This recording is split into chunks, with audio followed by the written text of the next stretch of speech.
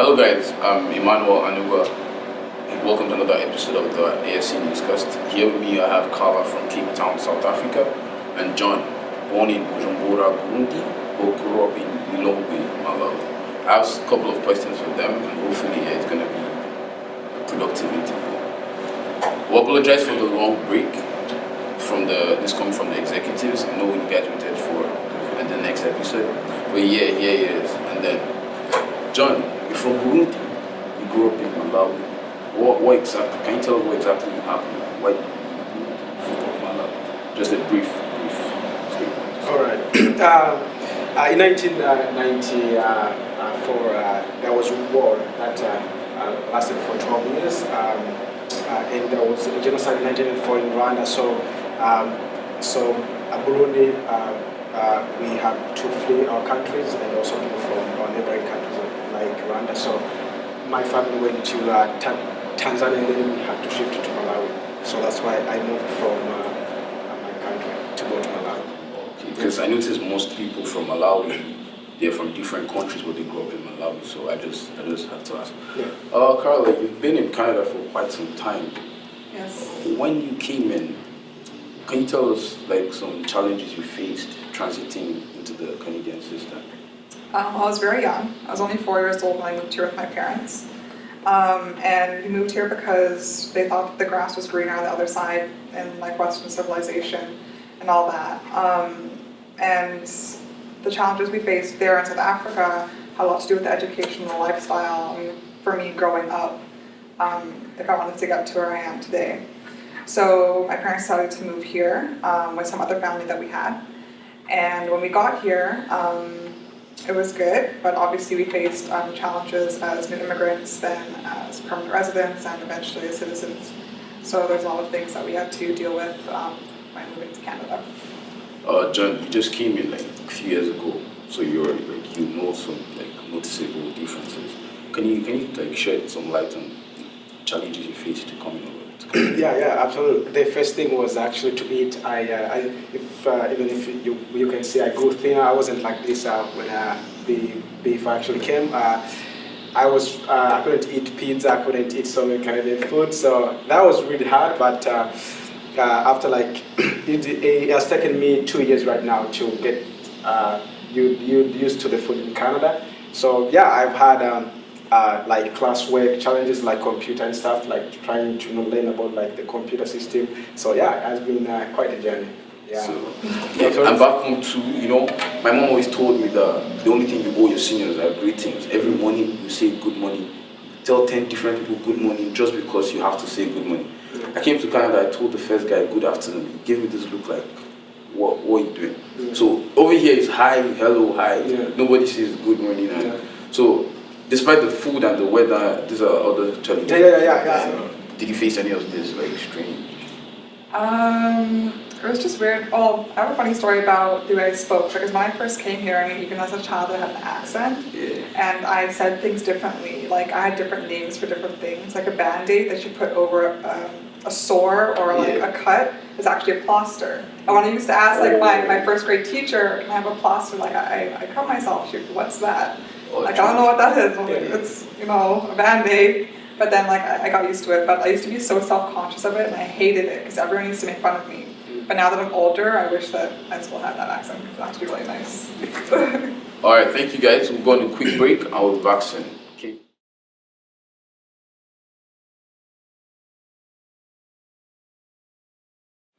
Welcome back, everyone. For our next topic, we all know the whole South Africa Nelson Mandela apartheid story. Like everybody knows South Africa and Nelson Mandela as the man who stood up for the people to bring a stop to the whole apartheid racism thing. Now, Carla, you're from Cape Town, South Africa. From your own opinion, do you think that his efforts were worth it? Do you think are there still occurrences of racism, prejudice back in your country? I definitely think that it's still apparent there. Nelson Mandela definitely strived for a rainbow nation in South Africa, but there's still evidence of his work that still needs to be done to make it a fair, democratic country. shortly after apartheid was abolished, Nelson Mandela only served a 5-year term in presidency.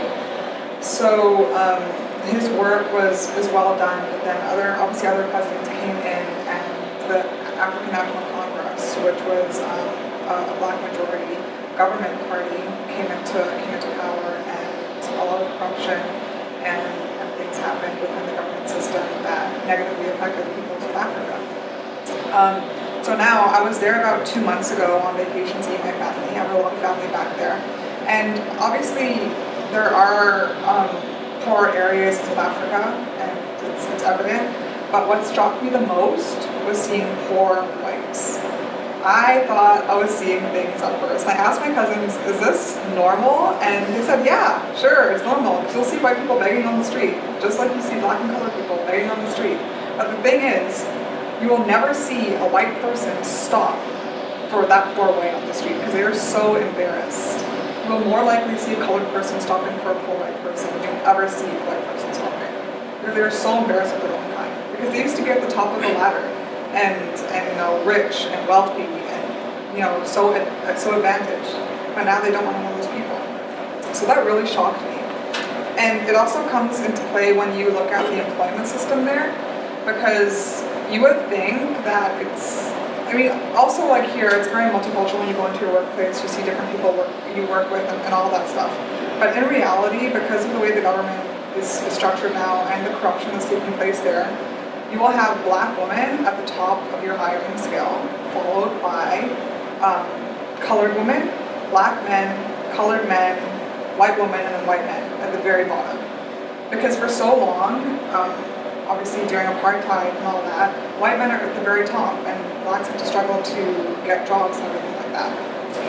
So that's really interesting to see how the scale kind of works there, and how if two people with equal qualifications go into a job interview, you will know which one wants to get that job. Wow, that's not bad. John, you just came in from Malawi. Have you had like any racism experience here in Canada, despite the fact that we know Canada is called multicultural diversity? Do you have you noticed anything? Do you think racism is prevalent here in Canada? Obviously, I've had one, but I didn't actually expect it. As everyone knows, Canada is multicultural, and we all know this. It's something that everyone seems to understand, but I was shocked when it happened to me. I was at a Rib Fest just downtown Oshawa, and you can think if something can happen in Oshawa, then maybe other places. You were can be a Rib Fest? Yes, it was a Rib Fest, and it was a weekend. So as I was working with my friends, and so another guy came. He was 16 years old, and then he just said, "Oh, hi nigger," and then I just looked at him and I was just shocked. Maybe he had never seen a black guy probably. So I just felt it was just funny. So yeah, to see that in Oshawa, I felt really, is it really true? Because I've heard also other friends tell me, so I didn't really accept it yet until it happened to me. So yeah. You said he was 16 years old. Yeah. He was in those kind of like an age, and all his friends were actually excited when he actually said, "Oh, hi nigger." So we're laughing. Yeah, and then yeah. Wow. So that was really an experience for me. Wow, racism. Unexpected. I know that like in a city like Oshawa, they make it seem like they're really like friendly people. They like welcome everybody. But I think it's still what it is. Like, do you have anything like extra to say about racism? Because apparently South Africa is like claimed to be the where it all started and where it all ended. So since they still have like issues going on back there, then I think it's a problem. Well, like any other country, everyone has their issues, but when I was on vacation there 2 months ago, my cousin and I went to this club for my birthday. And we were dressed nicely and whatever, and the girls can attest more to this than guys can, but I wasn't wearing heels because my feet were sore. So I was wearing flats, I was wearing a nice dress and everything, and we went to the club and we were standing in line. And then we saw on the website before we left, no effort, no entry, and we thought, okay, well, maybe it's just like the slogan for the night or whatever. So we were standing in line, there were black people in front of us, white people in front of us, black people behind us, white people behind us, whatever. And in front of us, when they were admitting people to the club, we saw that a number of people, or girls especially, got in and were dressed very nicely, but in flats, like in sandals and stuff, like with beads and all of that stuff and whatever. One girl was wearing like sneakers or running shoes and jeans or whatever. And then when my cousin and I got to the door, we were dressed very nicely and everything, like I said, but the woman who was wearing flat shoes, by the way, didn't want to let us in because we weren't wearing high heels. And it might sound a little bit juvenile, but it's not because we weren't wearing the right shoes, but because we weren't wearing the right skin. And we were the only two colored girls in that line. The rest of the people were either black or they were white. So it had nothing to do with the fact of how we were dressed, but they didn't want colors inside the club. You know, honestly, when they color skins, I don't understand. I know black, I know white. What do you think is color? If you're not colored, then if you're not white, then what's white again? Yeah. It's kind of like a mixed breed, you know, for in layman's terms. You know, people, you know, the Europeans came to South Africa, they colonized there a long time ago, and they had children with the black slaves, and that's how you have people from different backgrounds. That's good. Yeah. So yeah, going back to the whole Africa issue, statistics has it that the top ranking for countries with HIV/AIDS in the world, the top 5 is 4 out of 5. The top 5 are African countries. Now HIV is one of this disease that's actually, the virus that's actually taking the lives of many people. What do you think can be done, like, to limit the whole HIV virus issue back home? Yeah, it's HIV actually has affected. If you can see, like my own country, like Burundi, you are talking about 65% of kids on the street. Like after like the years of war, parents die, and then with AIDS again, like parents now keep dying, and then like orphans are so many. So this is 65. It's a lot. If you just watch online, and you can always see there are so many kids on the streets having nothing to do. They're just and so the only way that I always see maybe a good way would be like really to go into the education system, because when you give people something to do, it's kind of it brings down all the time, because most of the time, like in Africa, people don't have so many things to do, so it gives a chance, I think, to be able to engage in this kind of act, and two, because people are not well informed. So you think when they're bored, they just feel like having sex? Yeah. Most of this, I'm not really saying that, but then that also contributes, because people are bored and they don't have anything to do. Because if people are more busy and they have got something to do and they are well informed, that can actually. They have ways to occupy their time. Yes. Because coming from my country, my analysis about this whole HIV thing is like the way most of us are, where we live, where we come from. Our parents are like very popular there. Like, let's say on the street, let's say if I live on Simcoe Street, there are like a couple of blocks around my house. They know my dad, they know my mom. My parents stand for religion and all these good things. That's very good. So me as their kid, like if I have a girl coming over and I need to go get like condom from the chemist just down the road, the mere fact that this guy knows my dad and he's gonna give me this look like the son of this man is coming to buy a condom from my store.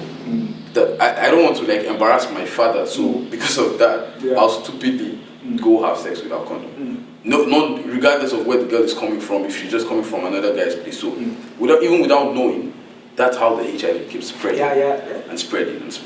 I'm not going to say it's because of our moral values, but like the whole over here, you could just walk up to shoppers, you could buy a condom, you could get a condom and get Plan B at the same time. They obviously know what you're going to do before and after, but nobody's going to give you that look. They're going to see you tomorrow and they're going to smile. It's the way of life here. And maybe I shouldn't catch you, but there is also this other culture that I found in Malawi. It's actually interesting that says for you to be a man, you have to sleep with a woman, and it's practiced among the Yao. and actually people actually have to sleep with maybe 5, okay? So that's kind of like in an initiation way. So a girl to become a woman, they have to sleep with men who are called fisi. So they have to sleep with them, and then they will be with the women. So you can see if one fisi is HIV positive, it can affect maybe even like so. This is also a culture that's practiced in Malawi, and they respect it. And I'm sure they don't do blood tests before. No, blood tests. They just do it. Carla, what do you think about the HIV in Africa? I think what John said was very good about people being informed and educated about it, and also having their time occupied, because when they don't have anything to do, they get into situations that aren't necessarily good for them. But I think that another thing would be accessibility, having access to things like regular tests, like regular STD tests or HIV tests and things like that. Different types of birth control and all that. I think it's really important that they have access, they know where to find it, they know who to speak to about it, and things like that, because I feel like a lot of the time if they think that it's even mildly difficult to have to get a hold of those things, they're not going to bother, because they have more important things to deal with than to think about what they're going to do before the heat of the moment. They have to worry about putting food on the table for their families, shelter, water, all that kind of stuff. So why would they worry about something in the heat of the moment like that, unless they know they have easy access to it, right? So I think it's important that they have all those things: education, awareness, and accessibility, definitely.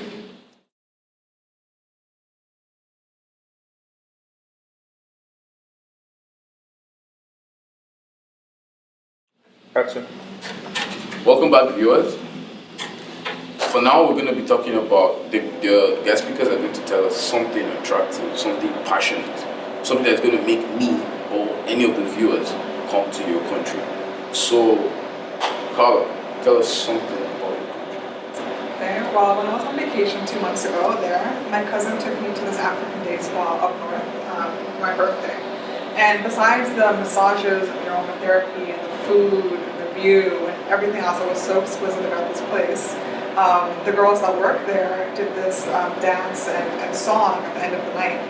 They sang me a happy birthday, they sang to other people that were there and everything, and it was so, you could tell that they were singing from the heart. And when they were singing like that, everything negative about the country and the corruption and everything that I had seen prior in my trip and all of that, it just flew out of my head, and I knew at that moment, this is where I'm from, this is where I belong, this is my home, and I don't care about all the other stuff. I'm proud to be South Africa, and it melted my heart. It was just. Did he sing in English or? No, it was Xhosa, which is one of the languages there. There's 10 national languages in South Africa, but one of the languages is Xhosa. So they're singing in Xhosa, and it was amazing. Where exactly? It was still within the Western Cape, so close to Cape Town, but it's like a short drive. That sounds like That's beautiful. very. So John, from Burundi, tell us something about Burundi. Yeah, it's actually hard to talk when you feel something emotional like that. But that's why I also love Africa, because there is so much dancing going on, singing. Also, like in my own country, there's a group called Ingoma, and they actually beat drums and they sing, and they can actually jump, okay, and go above this table, like jumping, like really, really high. And there's also this one thing that I want everyone actually to eat. Like you really have to eat this fish. It's called mukeke. It's only found in one Lake Tanganyika, and it's in Burundi. You have to eat this fish. Every person has to eat this fish. Viewers, you have to eat this fish. Yes, they have to eat this fish. Mukeke fish. In Lake Tanganyika. Only in one lake. Only one lake, and the lake is in Africa. Yes. All right, that's one of our bragging I have rights. to go to Burundi tomorrow. We'll have to go to Burundi to eat the mukeke fish. Thank you, viewers, for being with us for another episode of the African Student Association Newscast. Hope to see you guys and hear from you guys next week. Thank you.